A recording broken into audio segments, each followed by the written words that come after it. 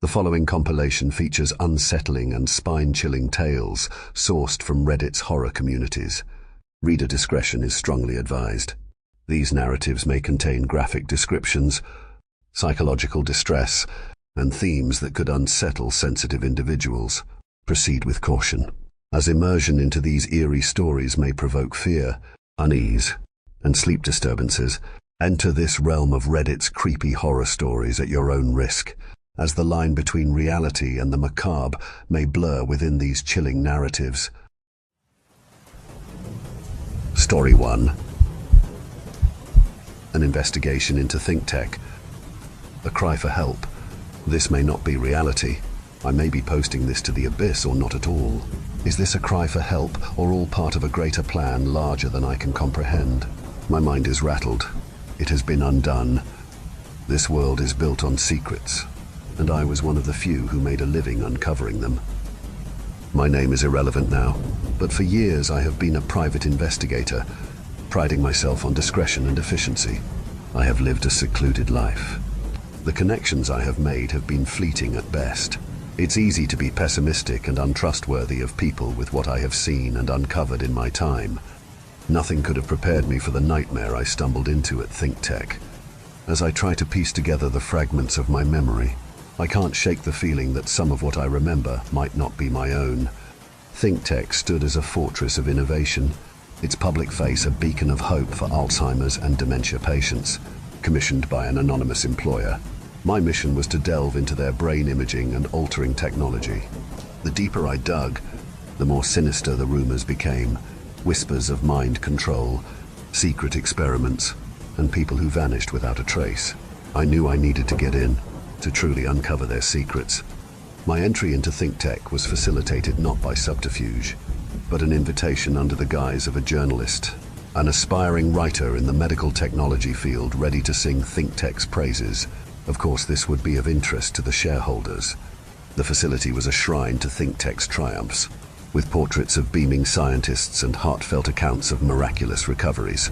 Yet, there was something off in the way the staff moved and interacted, an undercurrent of dread that intuition whispered to me. The hallways didn't evoke a feeling of positivity or optimism from patients being treated, just a feeling that this was all a mere plastic facade ready to be torn down, exposing the hidden truths.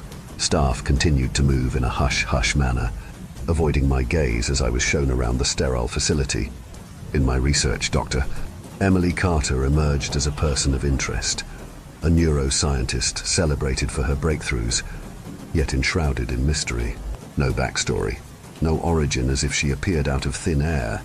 It took some digging, but I discovered she was deeply involved in classified projects. I knew I needed to talk to her, try and get her to reveal things not known. As I was being shown around the facility, I was introduced to a few of the scientists working on the many projects under ThinkTech's umbrella. Amongst them, Dr. Emily Carter. For such a decorated scientist, she was very quiet and subdued.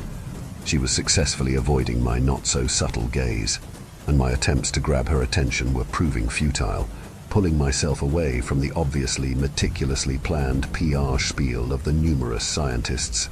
I walked towards Dr. Carter. Before I could get a word out, her eyes darted to the corners of the room, pointing out the multitude of cameras following everyone's every move. It was clear that I wouldn't be able to get any information out of her here. I extended a handshake and smiled. She reciprocated the action. With a bead of sweat appearing in her forehead, she uttered the words, "Hillside View," after which she turned and left. I was taken aback at first, caught off guard, confused. When I started to ponder on the words "hillside view," I was reminded of a case of mine from many years ago, of an insurance scam gone wrong. A hotel was burnt down with families stuck inside. The owner of the hotel couldn't afford to keep the hotel in good condition. Its floors warped and twisted, hallways in various states of disrepair. He burnt it down to get a new start, one that never came. All that is left of the Hillside View Hotel is a charred mass of wood and bricks. The doorway to the lobby still stands, almost in defiance of what the owner chose to do. What could Dr. Carter possibly have meant by this? Was it linked to ThinkTech? Was it a warning? Could it possibly be an opportunity to meet? Hoping it was the latter, I knew I needed to pay the Hillside View Hotel a visit. I pulled up to the hotel in my car. It appeared dark, a black mass imposing against the already night sky. I sat in my car wondering why I was here. How did Dr. Carter know this place was linked to me? How was she able to see through my journalist identity? Before I could comprehend what was happening, a shrouded figure opened my car's back door, sat down and closed the door behind them. I didn't dare look back. Not wanting to catch a bullet to the head, I waited. I waited for the figure to speak, to shed some light on my current situation. I waited. Looking in the rear view, I caught a glimpse of their silhouette, appearing almost familiar but shrouded in darkness. "You don't know what you're getting into," she whispered. "You don't know how far this goes. You might not come back," a tremble in her voice. Extending out of the dark, a hand appeared, holding out a keycard and an address. It appeared glinting in the moonlight, a gateway to the next chapter. I took the items and inspected them. Before I could say anything, the figure was gone, fleeing into the night. I debated on what my next move should be, pondering my safety.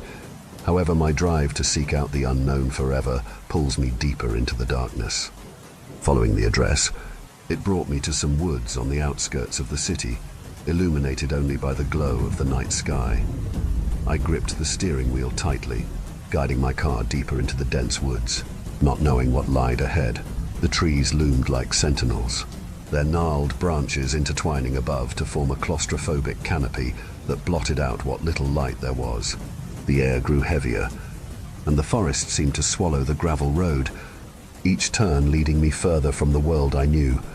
The address scribbled on a piece of paper sat on the passenger seat, a cryptic beacon given to me by a shrouded figure outside a part of my career from many years ago. I couldn't shake the feeling that I was driving into a trap, the sinister atmosphere mirroring a dark chapter from my past. Years ago, I had navigated through a different kind of darkness.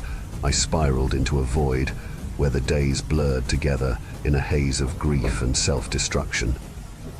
I repressed the source of this pain to allow me to keep going, to allow me to uncover the treachery of the world as repentance for my previous lack of action. The suffocating forest now felt like an echo of those days, each tree a reminder of the walls I had built around myself. I feel now a familiar sense of dread, an abyss threatening to engulf me. The memories of sleepless nights and relentless self-reproach surged back with every mile, intertwining with the present danger. Yet, just as I clawed his way out of that personal hell, I knew I had to confront whatever lay ahead, hoping this journey into the shadows would bring me one step closer to salvation. As I emerged into the forest clearing, the sight before me was nothing short of surreal. In the midst of the dense, wild underbrush and towering trees, a solitary door stood erect, untouched by time or nature. The clearing itself was unnaturally circular, the surrounding trees bending away as if repelled by some unseen force emanating from the door. There were small walls either side, indication of a staircase being just beyond the door, its surface polished and pristine, unnaturally so. The door's presence was profoundly eerie, a stark contrast to the raw, untamed forest.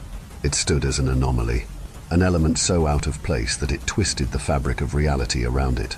A cold breeze whispered through the clearing, rustling leaves and carrying with it a faint, almost inaudible hum that set me on edge. The door's handle gleamed, seemingly inviting, yet menacing. I felt a chill creep up my spine, as if the very air around him held its breath, waiting for him to make a move. Watching, every instinct screamed at me to turn back, but an inexplicable pull drew me closer, compelling me to face whatever mystery lay beyond the uncanny threshold. Inside the door was a long, narrow staircase descending deep into the darkness, an unsettling invitation into ThinkTech's inner sanctum. The contrast was jarring. One moment I was surrounded by the organic, chaotic life of the forest, and the next, I was staring into a passage that seemed to defy the natural order. The staircase was made of cold steel, each step sharp and perfect, almost as if I was the first person to ever come across this place. Bright, shimmering lights lined the walls at precise intervals, casting ghostly shadows that danced in the periphery of my vision.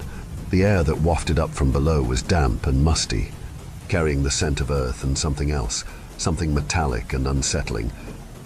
With each step I took, the walls seemed to close in tighter, the oppressive silence broken only by the echo of my footsteps. The narrowness of the staircase amplified my unease, making me feel as though I was descending into the bowels of the earth, towards an unseen presence, a malevolent force waiting at the end of my journey. Yet I continued downward, each step a reluctant but necessary advance into the unknown. Finally reaching the bottom of the stairwell, I was enveloped by a silence so profound it felt suffocating, each breath a struggle against the oppressive stillness. Turning back around to look up at the staircase I had just descended, the world felt impossibly far away. In contrast to the staircase, this room was not well lit up only by the glow of the staircase. Shadows pressed in from all sides, thick and impenetrable, as if the darkness itself were alive, conspiring to swallow me whole. I moved forward cautiously, my footsteps echoing in the eerie void, until I stumbled upon a gallery that sent a chill through my bones. Lining the walls were photographs of missing persons, faces frozen in time, eyes wide with terror and desperation. It was immediately clear that these were captives, not volunteers. The name Project Mind's Eye was scrawled ominously across a large, decrepit sign hanging crookedly on the wall. My stomach churned as I realized the true horror of this place. Project Mind's Eye was not merely for observation, but for control. In the dim light, I could make out grotesque diagrams pinned to the walls, showing devices implanted in the subjects' skulls. These crude contraptions were designed to strip individuals of their autonomy, turning them into mere puppets for some sinister purpose. The cold, clinical nature of the setting clashed horribly with the reality of the human suffering it inflicted. My mind raced, the enormity of the revelation crashing over me like a wave. Each photograph, each diagram, each desperate face etched into my memory as I stood there, a lone witness to the depths of human depravity. As I documented this horror, the realization struck me. ThinkTech was expecting me. My every move had been orchestrated. They didn't need to hunt me down. They knew where I was at every moment. The door was opened, not to pursuers, but to guide me and others potentially like me deeper into the dark. A symphony of mechanical hums filled the air, the source elusive yet omnipresent. I felt rooted to the spot, a silent observer to unseen horrors. A door creaked open at the end of the room, its ominous presence beckoning me to uncover what lay beyond. But as I stood there, staring into the gaping maw of further darkness, my usual controlled disposition faltered. The weight of the photographs and diagrams, the faces of the missing and tormented, pressed heavily on my psyche. Fear surged through me, raw and unrelenting, eroding my resolve. My instinct for self-preservation screamed louder than my curiosity. I could feel the icy tendrils of dread creeping up my spine, tightening their grip around my heart. With a shaky breath, I made the decision to retreat, each step backward a surrender to the overwhelming terror that had seized me. The suffocating silence, the oppressive shadows, and the horrific revelations of Project Mind's Eye were too much to bear. As I turned away from the open door, I could only hope that retreating now would give me the strength to return and face this nightmare another day. My escape was a calculated retreat, not a desperate flight. For days, I didn't leave my apartment trying to piece together what I had witnessed. What was their plan? How far had they spread? The feeling of being watched was an unshakable companion. I couldn't shake the unease that had settled in my bones. The shadows outside seemed to thicken and become larger with every night that passed, taking on a life of their own. From my window, I noticed them lurking on the streets below, their indistinct forms blending seamlessly with the darkness. They stood still, their presence ominous and foreboding, as if they were waiting for the right moment to strike. I pulled the curtains, hoping to shut out the unnerving sight, but the sense of being watched persisted. Moving through my apartment, I could almost feel these shadowy figures within the complex itself, lingering just beyond my door in the hallways, their vague silhouettes flickering in the dim light. Every creak and rustle seemed amplified, my senses on high alert as paranoia gnawed at me. The walls of my sanctuary felt increasingly thin, unable to keep out the creeping dread that these figures brought with them. It was clear that whatever dark forces I had encountered in the forest had followed me home, and there was no escaping their watchful eyes. These shadowy figures affirmed ThinkTech's awareness of my investigation. The final confrontation was not violent, but a quiet breach of my sanctuary through the front door in the dead of night. In the pitch black, there was a presence. Dr. Carter stood before me with a group of men, quiet and with blank expressions. "We are only trying to help," she pleaded, her voice a siren's call, beckoning for my compliance. "This is not down to us, but to those that can't be seen. Just as I stretched out my hand to you to bring you in, they stretched out theirs to bring us in." A laptop was presented to me, the only file on it a video titled Patient Eye. My fingers hesitated over the keyboard before double-clicking the icon. The footage, grainy and unfocused, showed a woman strapped to a chair, electrodes attached to her head. The room was dimly lit, but had a sense of familiarity to it, evoking a feeling I had a few nights before. Had this been what lay beyond the door that I turned away from? The video played, revealing the woman's face wide with terror, her body convulsing as she struggled against the restraints. Her screams echoed through the speakers, piercing and desperate. "Where am I? Who are you?" Her pleas remained unanswered. A scientist stepped towards the center of the room. "The time is 1900 hours on the 10th of March, 2004. We are here with patient I, Emily. Emily has struggled through the foster system due to her mental health. Emily has displayed signs of childhood dementia. She has trouble concentrating, understanding, learning and communicating, frequent personality changes, severely disturbed sleep and behavioral issues such as hyperactivity. She is the perfect test subject to test out our new treatment." From this video, it was clear ThinkTech was providing this treatment without proper permission or authority. Pursuing progress, no matter the cost. The video continues with the scientist explaining the procedure. "Our treatment seeks to implant a device into the patient's brain. We will be stimulating it after insertion with an electronic pulse provided by the electrodes around the patient's head. This will activate said device to act as a bridge between various sections of the brain, allowing information to be stored and transferred on demand. A second brain, if you will. Dementia patients will no longer have to rely on the fragility of their own organic structures. The device will pick up every impulse sent through it." "What do you want with me?" The child screamed, holding back tears, the chilling intensity of her voice sending shivers up my spine. I could see the raw fear etched into her features, her gaze darting around the room as if trying to escape the horrors of the reality she was in. A new figure stepped into the frame, a much older man. His expression was one of cold, clinical detachment, a stark contrast to the girl's frantic terror. He glanced at the monitors, then at his team, his voice calm and commanding.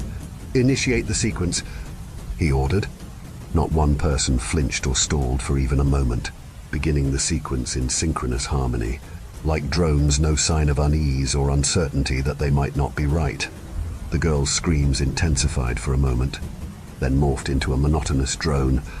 Her eyes glazing over, she fell silent. Even from the video, the silence in the room was palpable. It was as if time had stopped, everyone waiting for the child to speak and show signs of life. "I'm not alone in here anymore, am I?" Her voice, now void of emotion, repeated the haunting refrain like a broken record. The room around her seemed to pulse with a dark energy, the shadows on the grainy footage appearing to shift and writhe as if alive. The older man watched impassively, taking notes as the girl's words grew increasingly disjointed, her mind fracturing under the relentless pressure. "They are in my head. They control me. They are telling me things. They want more." The camera zoomed in on her face, capturing every twitch and spasm, every flicker of madness that crossed her eyes. Her transformation from a terrified human to a hollow shell was recorded in excruciating detail. The video ended abruptly, the screen going black, leaving me in a silence that felt louder than the screams. My heart pounded in my chest, and a cold sweat clung to my skin. The shadows in my apartment seemed to stretch and lengthen, the memory of the girl's tortured cries echoing in my mind. Who are they? What did she mean by, "I'm not alone in here anymore, am I?" All these questions raced through my mind. I briefly forgot I was in my room surrounded by ThinkTech's personnel. Then it clicked. The child, Emily. Doctor. Carter watched as the realization came to my face. Too stunned to speak, Doctor. Carter filled the air, not with her quiet and frightened voice that she had presented previously, but one similar to the cold and clinical nature of the older man in the video. I wouldn't be where I am today without them. They made me who I am. You only need to let them in. In that moment, be it clarity or madness, I grasped ThinkTech's true horror. They had not merely unlocked minds, they had opened doors to realms unfathomable, and within those depths lurked unseen powers. I was left with the question of how much of Emily is truly left. Is her body merely acting as a conduit for whatever them is, or is she still in there? With no control of the wheel, witnessing whatever horrors she has been made to watch in the last 20 years. I was told what to do, how to fix people, rid people of their pain, bring people's loved ones back from the brink. Can't you see that? I know what happened to you. Don't you want rid of those memories? The pain? Dr. Carter beckoned to me. The horror of ThinkTech's true intentions began to hit me. The anonymous company that had hired me was ThinkTech itself. They sought out reclusive individuals like myself, those who had been through hardship, knowing no one would come looking when we vanished or changed beyond recognition. I was just a pawn in a game repeated many times before. ThinkTech slowly amassing an army of meat puppets. Do ThinkTech even know what they are doing, or have they collectively lost control, being controlled by an invisible entity or entities? The shadows in my room began to get longer and darker, enveloping all that is around me. A sudden dizziness washed over me, and I stumbled backward, feeling as though the ground had shifted beneath my feet. When I regained my bearings, I found myself sitting alone in the very same dimly lit room from the tape. I was disoriented and afraid. The same metallic smell and hum was present from before. I knew there was no point screaming out for help. I was truly alone, no one could possibly help me. I began to feel a tingling sensation in the back of my head.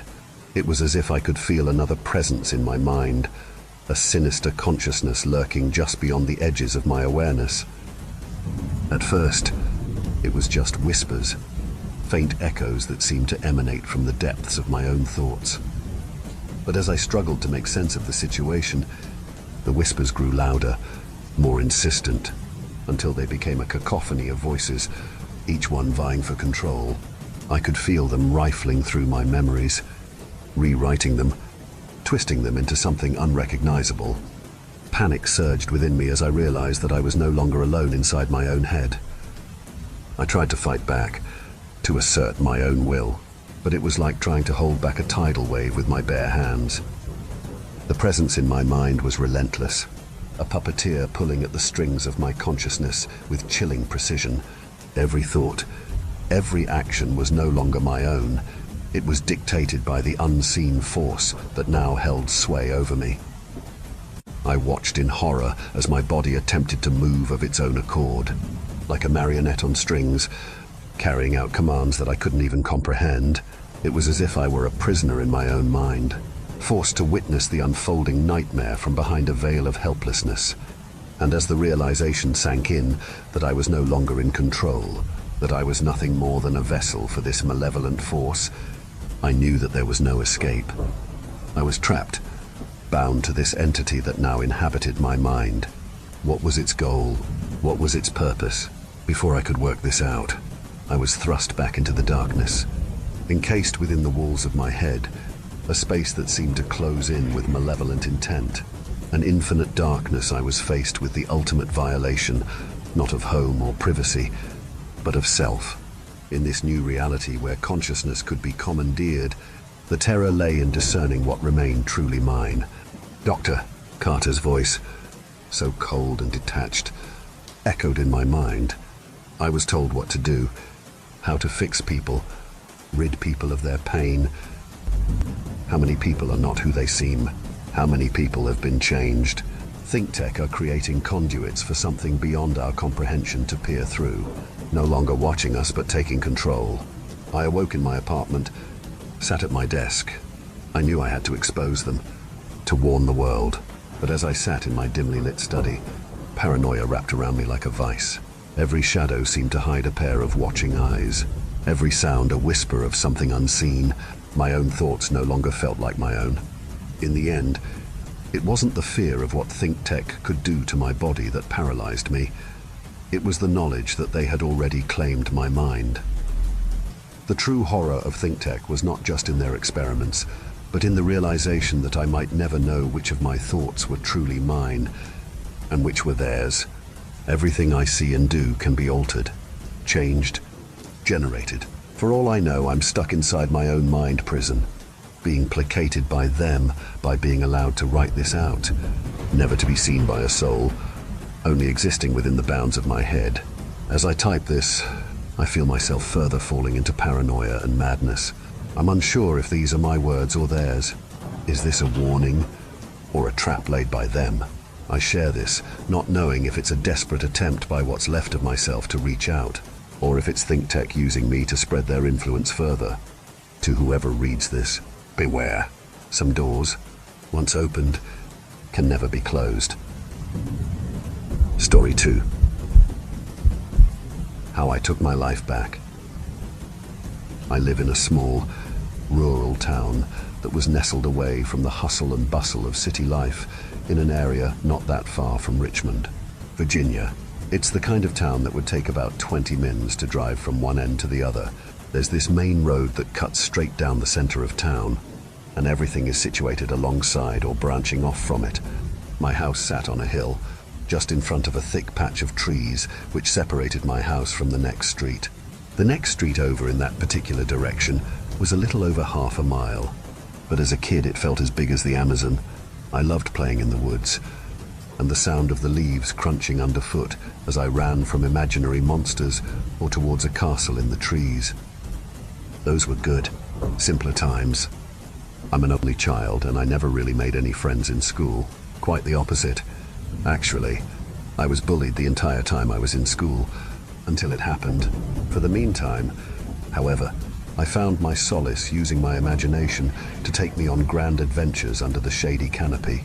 One of the things that always interested me were the many different spiders that could be found living within these woods, all of various shapes and sizes, some harmless and others pretty lethal. They would adorn the trees like 8-legged ornaments. I would imagine I were a secret agent on a dangerous mission, dodging the almost invisible webs as if they were laser beams and could slice off an arm like butter. I've never been afraid of spiders, but I have always felt pity for them. As soon as any person sees one of them, their immediate reaction is to kill it, and that's a terrible way to live for any creature, spider and human alike. Because of this, if I would ever spot a spider inside my house or somewhere that was potentially dangerous for them, I'd always try to gently pick it up and take it to safety. I'd use a piece of cardboard or a stick and usher the little guy on, then carry them outside or to the grass or something and let them walk off. If I found one that I thought was especially interesting, like one with bright colors or abnormally long legs, I'd take it to the biggest tree in the woods and place it on a branch. Now it might sound silly to you, but I'd also talk to them, too. They wouldn't talk back. Obviously, I didn't think I was having real conversations with them or anything like that. I'd speak to them like you'd speak to your pet. I would always say hello whenever I saw them, and I'd apologize if I ever disturbed one of their meticulously crafted webs. I saw the spiders, and all creatures really, as equals to people. After all, we are, every one of us here on Earth, just trying to survive. My father, however, did not share my optimistic disposition. My father was, well, let's just say he was never going to win a Father of the Year award. My mother, God rest her soul, died giving birth to me, and I've always felt like he blamed me for it. From the stories my neighbors and aunt have told me, she was the sweetest person they'd ever met, and way too good for someone like my father. Shortly after my mum's passing, my Aunt Rose stayed with us for the first 5 years of my life or so, and things were about as good as they could be for people in our situation. But that all changed when one day I came home from school to find my aunt sitting on our porch alongside all her things. When I asked what was going on, she just simply stated that she had to leave and couldn't live with us anymore. It was only on one of my father's late-night benders that I found out she had tried to make a move on the old man, only for him to violently react with a slap to her face and a boot out the door. That day was the true start of his, and consequently my, downfall. He drank like a fish just about every night I can remember since then, and I actively avoided him every chance that I could. Some afternoons I'd come in to see him lazily slumped in his recliner, still clutching his precious and empty bottle. There was one night in particular he would drink much more than his usual amount, a day I had grown to despise and never looked forward to, my birthday. On that day, when I got off the school bus and headed down my long, curving driveway and into the woods as usual, I would make it a point to stay out later than normal to avoid dealing with my dad. Most of the time, even though it broke Dad's back before dark rule, I would walk into our little trailer to find his bedroom door shut and locked, with his obnoxious snores coming from inside. On my 11th birthday, however, it seemed my luck had finally run out. I had just walked in a little late from another escapade in the woods. As soon as I walked in, I could smell the liquor permeating the air of the small trailer. "Where you been, boy?" my father asked in a gruff tone before bringing the bottle of whiskey to his lips.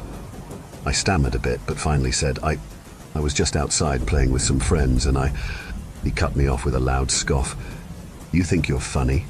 Boy, look at you. I know you ain't got no friends. You know my rules. Boy, I told you to be in this house before dark. Yet here you are coming in without a care in the world, and lies falling out of your mouth like ain't nobody waiting up for you." He took another swig of the dark liquid and looked me in the eyes. My heart started to race and my face grew hot.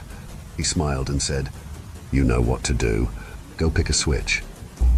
Now, for anyone who doesn't know, when your parents tell you to get a switch, they mean go outside and find a skinny, flexible stick so I can beat you with it, or I'll pick one myself. And trust me, you did not want them to get one.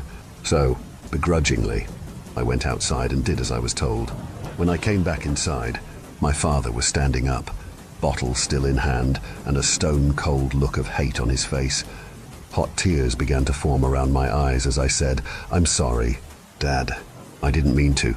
He snatched the stick from my hand and yelled, "Are you about to give me lip? Boy, today of all days. I don't take back talk from arrogant little shits like you." He sat the bottle down and cocked his arm back, starting to whip me relentlessly and aiming for any bit of bare skin he could see.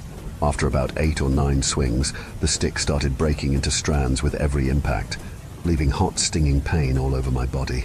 Through my ensuing wails, I heard him chuckle. "Oh, now you've done it. Boy, you really thought you could bring me this hunk of shit and get away easy. Huh?" He dropped the broken piece of wood in his hand and grabbed the bottle off the countertop, taking a long drink. After he set it back down, his hands went to his belt, undoing the latch. "You better make a decision." Boy, my heart stopped. Suspended in the eternity of seconds, it took him to remove the belt while fear bubbled inside me. "Do you want bruises on the front or back? Hurry up now, or I'm just going to start swinging wherever I want." He grunted as he gathered the belt in his hand. I began crying uncontrollably at this point, and therefore wasn't able to answer right away, which only made him angrier. I wiped the stinging tears away from my eyes and saw him glaring daggers at me. "Time's up," he said as he raised his hand up, preparing to unload his fury on me with the belt. I shut my eyes and tensed my body, ready for the imminent impact, my heart feeling as if it wanted to beat out of my chest. It's not true what they say, you know, about your life flashing before your eyes when you think you're going to die. In that moment, all I could see and hear was blackness. The world fell away, and my only thought was that I would die. "Ah, what the fuck?" my father called out as I heard the loud smack of a hand against skin. I opened my eyes to see the old man standing with his hand on the back of his neck. He pulled it away to reveal the squished remains of a spider in his palm.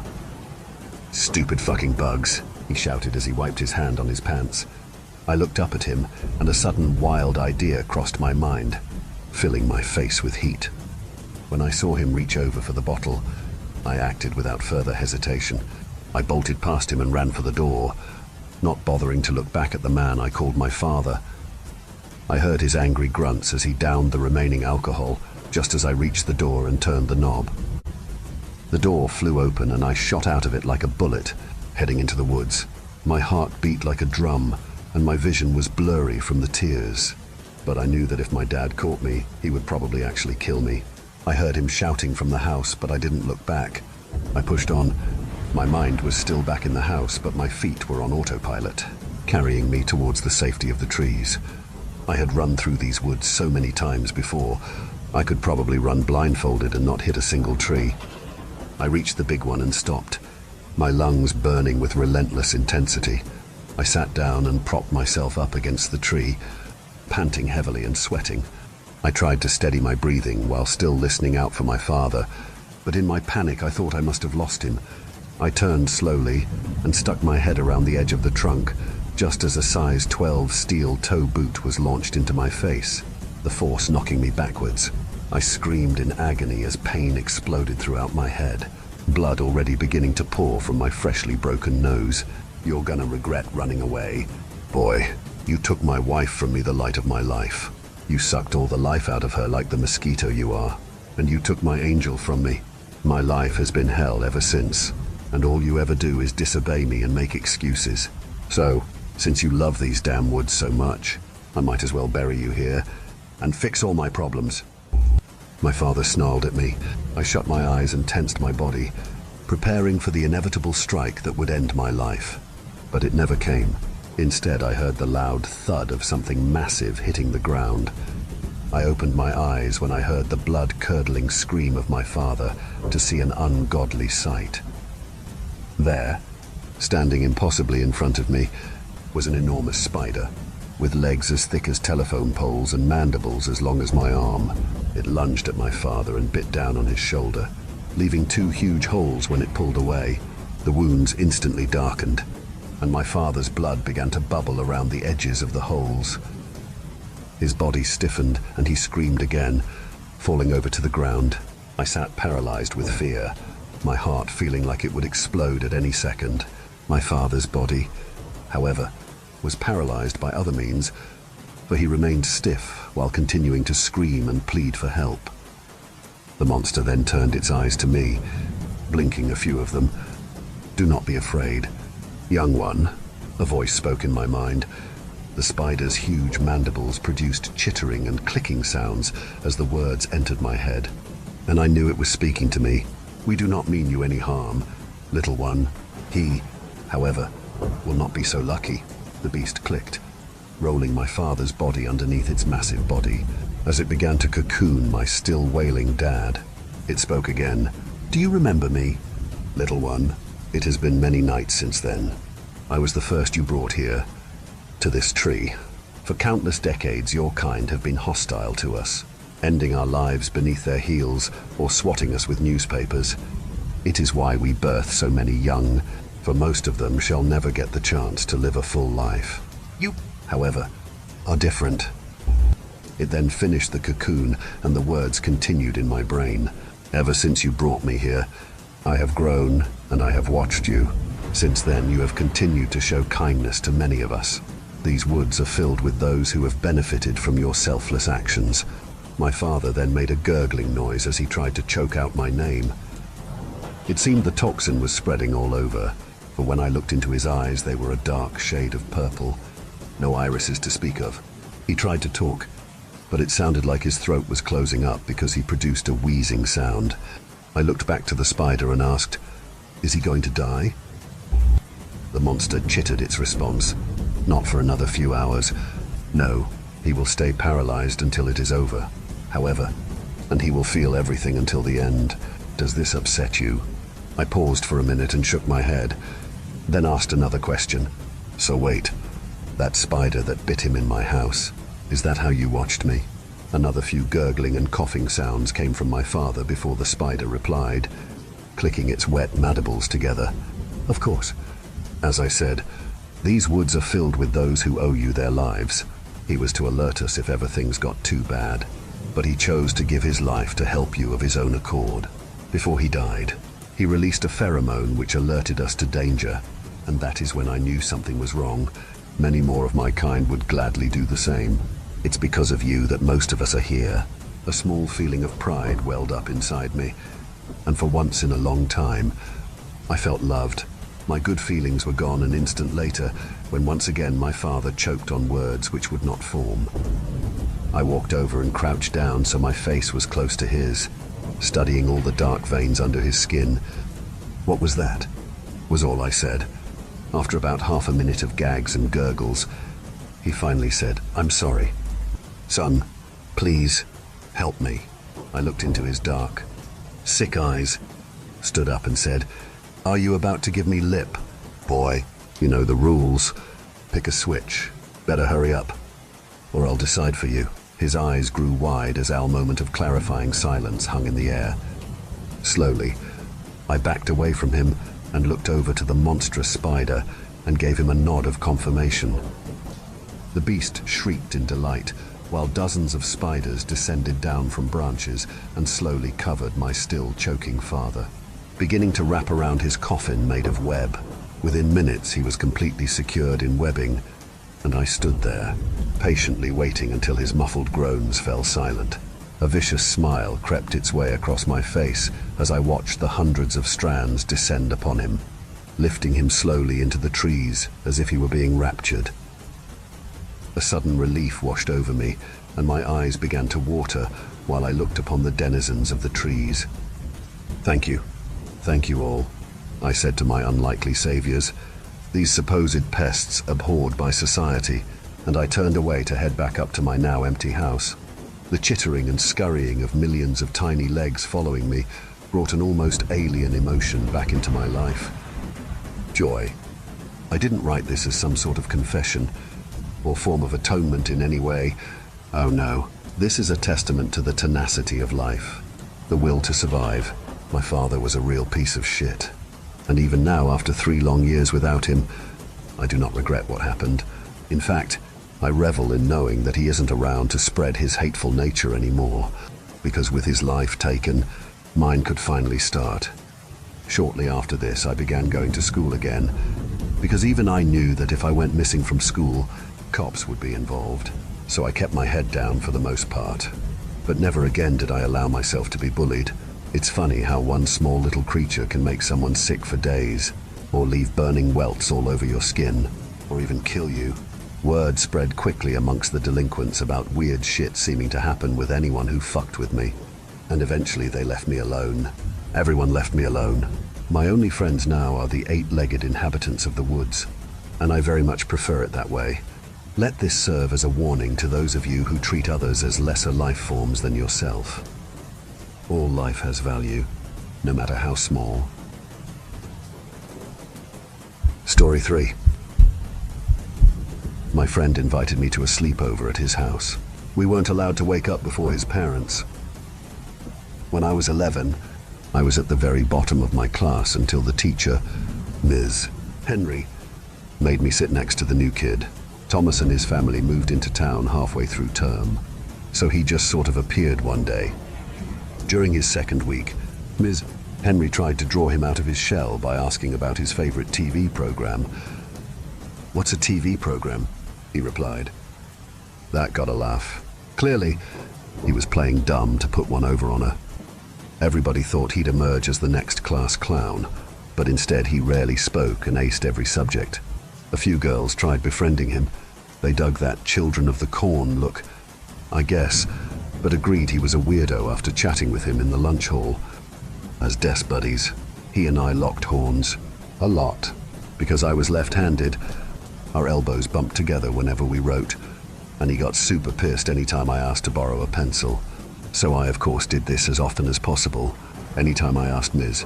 Henry to split us up, she'd just sneer and say, "Ryan, there's going to be times in life when you're forced to spend time with people you don't like. Get used to it." One day, as I struggled with a difficult maths exam, Thomas offered to help. I'm guessing he finished early and got bored. It was my first A, without either of us ever agreeing to it. He started helping me with homework and tough assignments, and soon my grades improved so much my mom bought me a bunch of Pokemon cards as reward. I offered Thomas some of the one I already owned, but he didn't even know what a Pokemans was. Then one day, Out of the blue, he asked if I'd sleep over at his place. "Father really wants to meet you," he said. Why did his parents even know who I was? We sat together, sure. But he knew so little about pop culture, getting through a conversation was like chewing cult. Still, I wanted to thank him for his help, and my mom didn't raise any objections. So that Friday I packed some clothes and cycled over to his place. I drove down several short roads flanked by woods, past a train station, toward the outskirts of town. Thomas's two-story house sat at the top of a long driveway so steep that I needed to jump off my bike and push most of the way. And all the windows were either boarded up or had the curtains pulled shut. Things got spooky the second I arrived. Thomas and his parents waited patiently to greet me, each grinning like they were on a poster for tooth whitening. Everybody had matching blonde hair and dressed in plain shades of brown, grey, and white. A large man introduced them as the Donovans. My preteen brain categorized him and his wife as old, but in retrospect, there must have been a 20-year age difference there. Mr. Donovan walked my bike into the garage while me and Thomas followed his mom inside. Something was wrong with the house. It looked too sterile. No clutter, zero toys scattered about. Plus, the antique furniture was older than my grandparents'. In every room, sheets had been draped over objects mounted along the paneled walls. And Mrs. Donovan made a point of telling me that touching the sheets is strictly forbidden. She led us into a sitting room decorated with crucifixes, and more crucifixes, of varying sizes. We kneeled down on a colorful rug, facing each other. The only sound was the ticking of a grandfather clock. At last, Mr. Donovan joined our group and led a prayer for the standard stuff.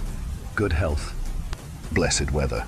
Even though I'd gone to Protestant church with my grandparents, I couldn't figure out what religion we were meant to be practicing. He obviously thought of himself as a spiritual leader and devoted a lot of time to the blind sinners who would suffer swift retribution on Judgment Day. It wasn't until he called for a minute of holy silence that I heard a low, shaken voice. I concentrated hard, tuning out the clock. There were muffled cries from somewhere within the room. I peeked my left eye open. Nobody was watching, although the way the family didn't stop grinning made me shiver. I glanced around the room. We were alone. When I turned back towards the circle, Thomas's mom was staring straight at me, her smile practically splitting the seams of her face. Quickly, I shut my eyes, already anxious to go home. The silence seemed to last forever. Finally, the spiritual leader clapped his hands and said we should go out back and toss a ball around. On my way out of the room, I listened for more cries, but the sound had died off. I figured my imagination got the better of me. As Thomas and I tossed a leather ball back and forth in the long grass, his dad watched from a crude decking area, beaming. Like at school, Thomas threw with his right hand, whereas I favored my left. We kept trying to pass each other bad shots, competing to make the other miss a catch. It was all in good fun, though. Thomas acted even weirder than at school. Away from his parents, he at least seemed interested in subjects like TV, but now he strictly spoke about Bible stories and recited his favorite verses. I sidestepped his questions, my spirituality, as much as I could. My arm was aching by the time Mrs. Donovan called us for dinner.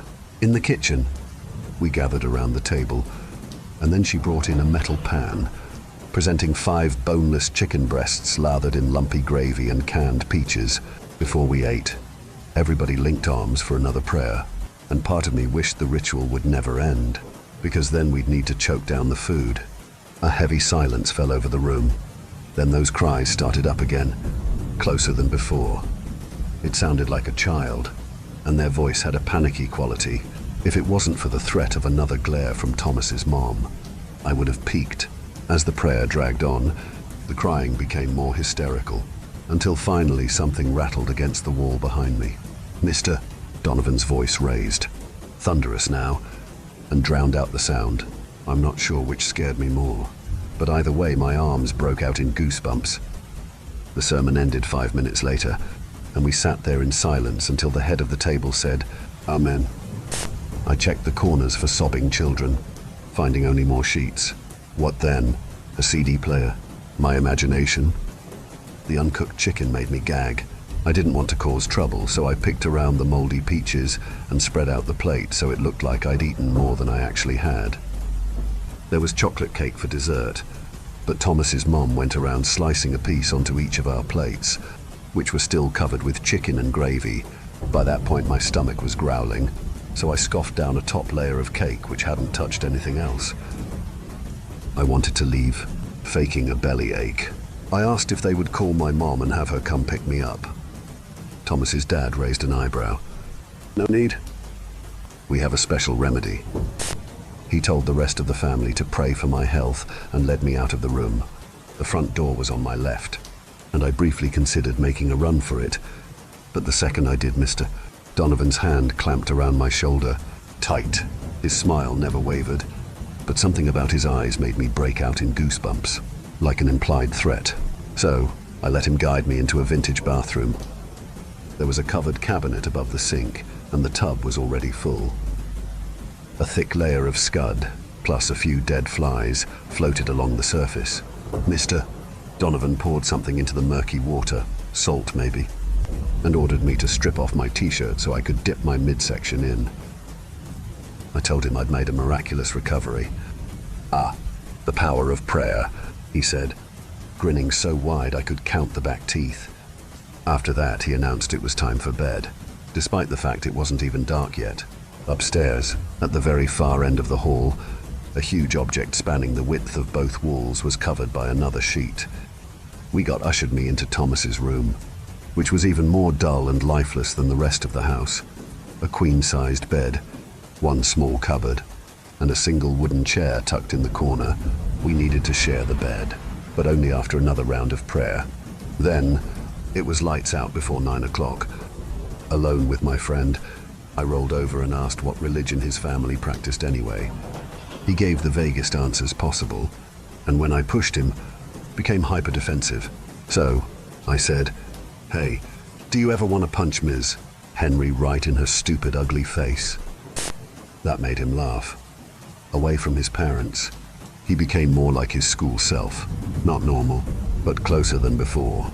We argued over who the hottest girl in class was, followed by the most annoying. Without meaning to, I brought up one who always teased him, and it was like all the energy leaked out of my new friend. "I know everybody thinks I'm odd." He sighed. "They just need to get to know you like I did. They'll come around." "You think so?" "Absolutely." He smiled. Then, after a little while, he said, "Hey, want to see something creepy? I'll show you if you think you're brave enough not to wet the bed." I rolled my eyes. He wanted to rattle me, like when we played ball. "Sure.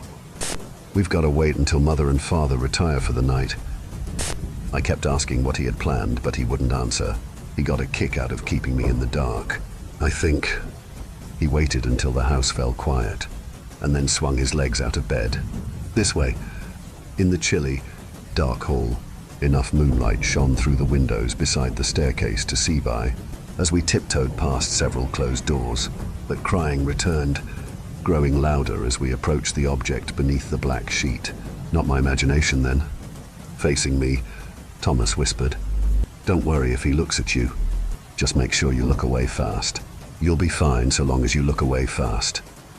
Before I could ask what that meant, he crouched down, grabbed the corner of the sheet, and pulled it back, revealing an antique armoire. Suddenly the crying became less muffled. A mirrored panel ran along the bottom section, surrounded by fine, gargoyle-like carvings. Still holding the blanket, Thomas pushed his left ear against the carpet and stared at the glass. "He's there. Come look quick." I just wanted to get this over with. I lay down. For a second I stared at the reflected hall, confused about why we were even there. But then an out-of-place shape caught my eye. I told myself it was my reflection, but then realized I had no reflection.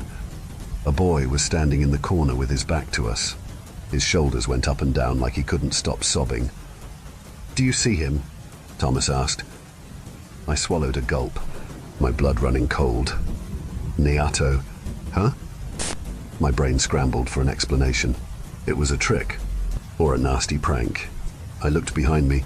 Nothing, only a bare patch of wall. "He's not there," Thomas said. "Only in the mirror." When I looked back, the boy was much closer and crouched on his side, nose to nose with me. His features were all stretched out, long and narrow like a funhouse mirror, and he had a shock of blonde hair to go with them. His thin lips twisted into a grotesque smile as the boy reached out to me, the tips of his fingers pushing through the glass into reality. I couldn't move a muscle until his face is only inches away from mine, his breath blasting me in the face like a gust of cold air. I scrambled away. If my throat hadn't hitched itself shut, I would have screamed. Quickly, Thomas dropped the sheet and dragged me up by the shoulder, then shoved me down the hall. Behind us, the armoire thrashed from side to side, its hinges squeaking. The boy crying again. Now his voice had an almost hysterical quality. Back in the safety of his room, Thomas pressed his ear against the door until the armoire quietened down. "We are blessed Father didn't hear," he said. "Now we sleep. Father said we aren't to rise before he wakes us to begin the morning ritual." He must not have been the least bit scared by what we saw, because he ushered me into bed and dozed off straight away. But my body wouldn't quit trembling. What was that thing in the mirror? Were there more of them? Is that why they hung sheets everywhere? But why keep any mirrors at all? One thing was for sure, I couldn't spend the night in that house. But Thomas's dad would never let me go. I needed to get the hell out of there without being seen. After Thomas's breathing eased into a rhythm, I swung my legs onto the floor and tiptoed out of the room, toward the stairs. But as I approached the top, footsteps came clomping along. I ducked behind the nearest door. Through the narrow gap, I watched Mr. Donovan march past with a rectangular object tucked beneath his arm. There was a tinkling sound from beneath the sheet. He carried it over to Thomas's room, grunting the whole way, and disappeared through the door. My stomach lurched into my throat. I didn't want to find out what he had planned. I flew down the stairs, carefully, quietly. I kept my hand against the wall for guidance. The front door was locked. My bike still was in the garage. I hoped. But how did I get there from the landing? Above my head, there were angry shouts of, "He's gone!" No time for plans. I sprinted around the ground floor, flying from room to room. Cries rang out in everyone. And now the objects beneath the sheets danced on the walls. Bouncing around, the crying child sounded terrified now, like they were in pain. Past the kitchen, there was a cramped utility room with another door. The temperature plummeted as I bolted through it, into the garage. The light switch was on the inside wall. I flicked it. Then a naked bulb blinked on. Junk was scattered everywhere. Car parts, step ladders, boxes of old newspapers, and more sheets thrown over different mirrors, each flapping and twisting. There were more cries, except not just the boy, and for a second I was afraid to move. But then a door slammed shut behind me, and I ran for it. My bike was propped up against the wall beside the exit, its handlebar stubbornly tangled with a Christmas tree. After a few tugs, it came loose, and it was like setting off a Rube Goldberg machine. A mop and bucket fell into a stepladder, which clattered to the floor and sent a bag of marbles sprawling across the floor, and so on. I grabbed the bike's handlebars. The exit was one of those old fold-up doors you needed to twist the handle to open. My hands were shaking so badly I needed to set the bike aside and focus solely on this task. The door rotated up. Behind me, Thomas's dad burst into the room, and for the first time he'd stopped smiling. He rushed after me but struggled to get through the minefield of junk. My bike's rear wheel became tangled with a sheet, and when I started running it came away like a magician ripping away a tablecloth. I heard the mirror fall the floor and shatter. Laughter rang out, and when I glanced back over my shoulder, bone-thin arms were reaching out of the glass towards Mr. Donovan as the garage light rapidly flicked on and off. "Mr. Donovan screamed. "I will never, as long as I live." Forget the terror in that scream. Pure adrenaline got me out of there. Without slowing down, I sprinted to the top of the driveway and leapt onto the bike and flew down the hill. Behind me, Screams rang out from deeper in the house. I didn't stop to look back. Mom wasn't pleased about me cycling home so late, but I made up an excuse about Thomas's family getting sick and needing to leave in a hurry, so she let it slide. I knew she'd never believe my story. I tried faking an illness to get out of school because I was so anxious about seeing Thomas again, but she was having none of it. I spent all of Saturday and Sunday wondering about what I'd seen. On Monday, my desk buddy sat without breathing a single word. We never spoke again, and we didn't bump elbows once. To my great relief, Ms. Henry announced Thomas's family had moved again the very next day. I never saw him after that, although for a while I had nightmares about his dad dragging me back inside their house, and they tend to flare up any time I see a mirror-fronted armoire. Story 4. The key to knowing Billy. When my husband and I were first presented with the idea that we move in with my grandmother, to say we were less than enthusiastic was an understatement. It's not that I don't love my grandmother or anything, but my husband and I have been married less than a year and want to have a place on our own. However, for financial reasons, while we both get settled into our new jobs, we figured this would be the best option for us. Plus, we'd get to move out of our too small for two people apartment and would be able to take care of my grandmother and keep her company. We moved in about a month ago, and I gotta say, up until a few nights ago, it was going pretty smoothly. My grandmother was loving the company and having the help around the house, and my husband and I have had a lot more privacy than we thought, since we have the whole finished basement to ourselves. Thursday night, though, everything changed. I woke up at around 3 a.m. needing to pee. As I walked back from the bathroom, one of the floorboards beneath my foot came loose, so loose that I could lift it up. I was getting ready to put it back into place and deal with fixing it the next day, when I noticed something under the floorboard. It was a small gold key attached to a keychain that said Billy. I'm not sure why, but I felt this sickening feeling in my stomach as soon as I grabbed it. Still, curiosity got the best of me, and I headed back to our bedroom, stuffing the key in the bedside drawer next to me. At breakfast the next morning, I wanted to see if my grandmother knew anything about the key or Billy. For some reason, my gut was screaming at me to proceed with caution, so I approached the subject softly. "Hey, Grandma, who's Billy?" She put her coffee mug down and took a deep breath. I could feel the tension grow as we sat there in silence for what felt like an eternity. Finally, after what was realistically about 30 seconds, she looked at me with an expression I had never seen from her before. Pure rage. "Where did you hear that name?" she half yelled. Knowing I shouldn't tell her about the key I found, I quickly mumbled, "Oh, I think I heard his name mentioned in one of my mom's childhood stories she was telling me the other day." "Meh," she answered, unconvinced. The anger seemed to have subsided, though, and my grandma walked away from the table to sit outside. Unnerved by my grandmother's reaction to me asking about Billy, I began cleaning. Cleaning is something I do when I'm feeling particularly anxious or afraid. I'm not sure why, but it's soothing. As I ran the broom across the kitchen floor, I heard my grandmother talking outside. I know I should have respected her privacy, but the hushed, rapid tone in which she was speaking piqued my curiosity. I hid myself under the window and listened. "If you didn't tell Lacey about Billy, then where did she hear about him?" A short pause followed while she listened to the person on the other end of the phone, who I assume was my mother, respond. "Well, if she brings it up to you, keep your mouth shut about it. I can't relive that again." Almost immediately after my grandma hung up the phone, my husband walked through the door from work.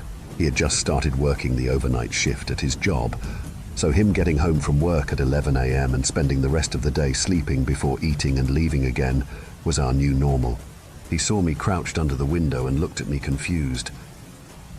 "Lace, what the hell are you doing?" He laughed. "Shh," motioning to him with my finger in front of my lips. I quickly got up and rushed him into the bedroom. He must have thought I rushed him in there for a different reason, because he had a smirk on his face as I closed the door. As put his arms around my waist and leaned in to kiss me, I whispered, "I have to tell you something. In a hushed tone, I told him about the key I found and the whole interaction with my grandmother and the phone call I overheard. "Who do you think Billy is?" Jack asked, changing into his pajamas. "I have no idea. But what's with all the secrecy? And what is this a key to? And lace. There's clearly a reason why it's a secret. You heard your grandma. It's too painful to relive. Just let it go." "I guess," I said in a way that didn't convince him or me I would stop looking for answers. Later that night, I was watching TV. Jack was at work and my grandma had gone to bed at like 8 o'clock. I went into my bedroom and opened my bedside drawer. I studied the key, wondering what it opened. I decided I would take advantage of being alone and explore the house. I knew I couldn't go anywhere near my grandmother's room on the 3rd floor because I couldn't risk waking her up. I crept into the laundry room at the far end of the basement and started rummaging through drawers and the linen closet. Nothing. I went into the walk-in closet in the other bedroom in the basement. The light in the closet was busted, so I was using the flashlight on my phone. As I scanned around the closet, I noticed all the way in the back my light was reflecting off of something. The closer I got, the sicker to my stomach I felt. When I finally reached the end of the closet, I saw it. A keyhole. I took a deep breath and wondered if I really wanted to find out what was on the other side. It was as if everything in me was telling me not to do it, but I felt like not knowing would drive me crazy. I put the key into the hole and, to my surprise, it fit. When I opened the door, nothing could have prepared me for what was on the other side. I opened the door in the closet and crouched through the entryway. When I got to the other side, I could barely breathe from the stench of rot. I was in a bedroom, a kid's bedroom that looked like it had not been touched since the 1950s. There were clothes strewn on the bed and the floor, toys scattered throughout the room, and a boy's bed off in the corner. "What the fuck?" I whispered to myself. As I walked further into the room, I noticed some pictures and drawings on the desk. The pictures were of a young boy sitting on a tree swing, smiling widely. I turned the picture over and saw in small writing, "Billy, July 1955. I tucked the picture away in my pocket. I started to get this eerie feeling like someone was watching me. I knew I needed to get the hell out of there. I grabbed a notebook I found on the desk and scurried out of the room, making sure to lock the door behind me. I could swear that as I turned the lock, I could hear a little boy yell, "Don't." Spooked, I quickly made my way back to my bedroom. I was stopped in my tracks by my grandmother standing at the bottom of the stairs. She hadn't seen me, but the enraged look on her face told me she knew something was going on. I had a small, but possible, chance that I could make it to my bedroom without my grandmother seeing me. In that moment, I felt like a child wanting to run and hide under their covers from the scary monster. I slowly got on all fours and as quietly as humanly possible and made my way to the bedroom. By the time I got in there, my grandmother was checking out the laundry room. I quickly made my way into my bed and pulled the sheets over me, pretending to be asleep. After about 5 minutes, I heard my grandmother's slow and heavy footsteps approach my room. I don't know why, but I was scared stiff. My grandmother never scared me before. In fact, I really never saw her angry until I asked about Billy. Slowly, her footsteps approached my bed until they stopped right in front of me, pretending to be asleep. I could feel my grandmother's face inching closer and closer to mine. She was so close that if I opened my eyes, I'm positive my eyelashes would graze her face. I could feel her hot breath on my face, feel the sweat dripping from her forehead. It took everything in me to keep from screaming. My grandmother just stood there, hovering over my face for at least 20 minutes. I know it sounds crazy, but in those 20 minutes I don't think she ever blinked. You might be asking, how would you know if your eyes were closed? But if she could feel my eyelashes if I opened my eyes, wouldn't I feel hers if she closed them? After 20 minutes, that felt like 20 years. I heard my grandmother slowly inch backwards from my bed. I mistakenly thought this terrifying ordeal was over, but I was wrong. My grandmother sat in the chair of the vanity not too far from my bed and sat there watching me until morning. In the morning, I opened my eyes, pretending as if I was just waking up and not silently freaking out with my eyes closed for the last few hours. When I turned to look at the vanity, my grandmother wasn't there. I heard footsteps upstairs and could tell she was in the kitchen. How the hell didn't I hear her leave? I walked up the stairs and into the kitchen. My grandmother was making eggs and had brewed coffee. "Good morning, dear," she sweetly said as she handed me a plate of eggs. "How'd you sleep?" Okay, I guess." She was pretending nothing happened. I certainly wasn't going to bring up last night. As I sat down and began eating my eggs, I could feel my grandmother's eyes on me. I looked up and the hairs on the back of my neck stood up. My grandmother's eyes, fixated on me, were completely black for a split second before turning back to normal. She still was acting like nothing happened last night. "What is your day like today?" she asked, getting up to put her plate in the dishwasher. "I'm going to run to the store to pick up some clothes for my new job, and then I'm going to do some grocery shopping. Normally I would ask her to come along. Not today, though. I needed out of that house and away from whatever the hell the thing acting like my grandmother was." Instead of going shopping for clothes, I drove to a park outside of town and found a spot under a tree to read the notebook I had found in that bedroom last night. It was Billy's journal. Most of the pages were filled with what he had done that day, drawings and stories. The last 3 pages, however, sent chills down my spine. July 25th, 9:55. Mom and Dad don't believe me. Jane is acting weird. I mean, she's always been weird, but not like this. I told them that in the middle of the night last night, I heard weird noises from Jane's room. When I peeked through the door, she talking to someone in the corner and laughing. She must have felt me there, because she turned around really quick, and I swear her eyes were black for a second. Mom said not to swear if something isn't true, because it's a sin, but I swear I saw her eyes like that. She closed the door in my face, and I ran back to bed. August 11th, 1955. I haven't been feeling too good. Ever since that night, I'm scared to be alone with Jane. No one believes me, but she's getting weirder and weirder. The other day, when Mom and Dad were out at the store, I was playing marbles outside by myself. I heard some rustling coming from the other side of the yard. When I looked up, Jane was running on all fours toward the chicken coop. She had this creepy look on her face, like it was contorted into an evil grin, and her eyes were bloodshot. When she got to the coop, I hid behind the tree and saw Jane pounce into the coop, grab a chicken with her hands, and start eating it alive. My eyes filled with tears, and I felt pee dripping down my leg. Just then my parents' car pulled in front of the house, and Jane's face jerked up. She quickly scampered away, back into the house. When my parents found me, I told them what happened. They didn't believe me and sent me to my room. August 25th, 1955. It's really hard to write because I'm too weak. After Mom and Dad sent me to my room, they locked the door from the outside. Later that night, Mom opened the door to bring me food and some water. She told me I should think about the consequences of lying and closed the door. When Mom locked the door, I heard her gasp and knew she had seen Jane. She told Jane not to creep up on her like that and to go get washed up before bed.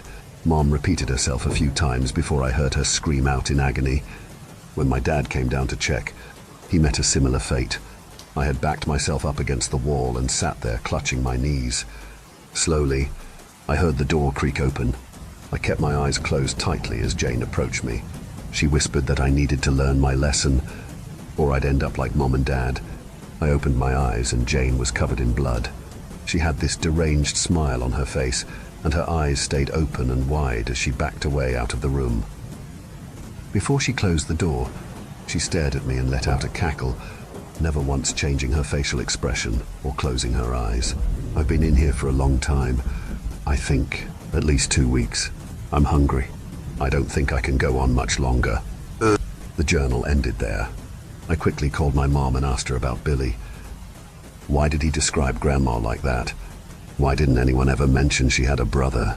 You told me Grandma's parents died in a car accident when she was 13. Leave it alone, Lacey. I'm serious. I don't want to talk about it. Just don't let Grandma know you know anything more than his name, she said before hanging up. I rushed home and woke up my husband. I whispered to him that he needed to leave and go to a friend's house or something.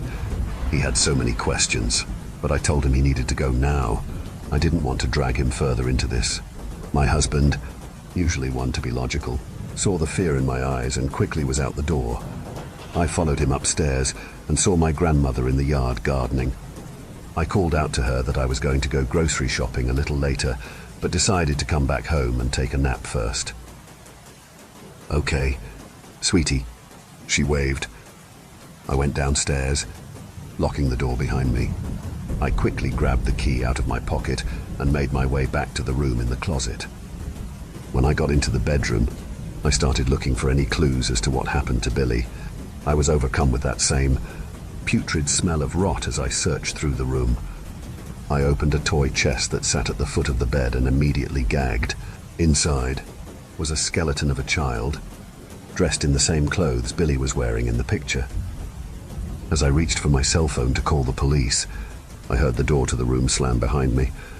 At the door stood my grandmother. She looked at me, eyes filled with rage. Instead of yelling, she laughed. She laughed, and laughed, and laughed with that same expression Billy described. "If only you had listened to me, you little bitch. You know why your mom is so scared of me?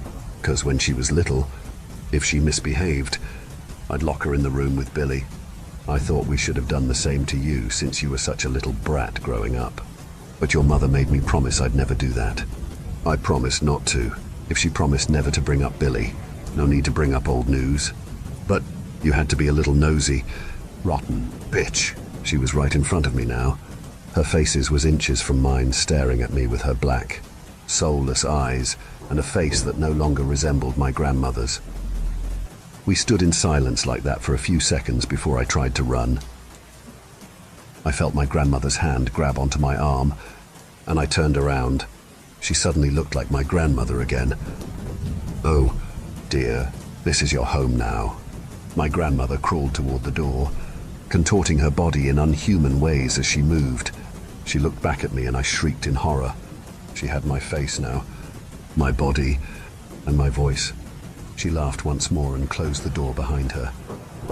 Now, I'm stuck in this room, a room I wish I never found. I need to find a way out. Thank you for venturing into the darkness with us. If you dare to explore further, be sure to subscribe to our channel for more spine-tingling tales of horror and the supernatural. Remember, the shadows hold endless mysteries, waiting to be unveiled. Stay tuned for more bone-chilling stories as we continue to traverse the eerie depths of the unknown together. Until next time, may your dreams be free from the haunting echoes of our tales. Or perhaps not.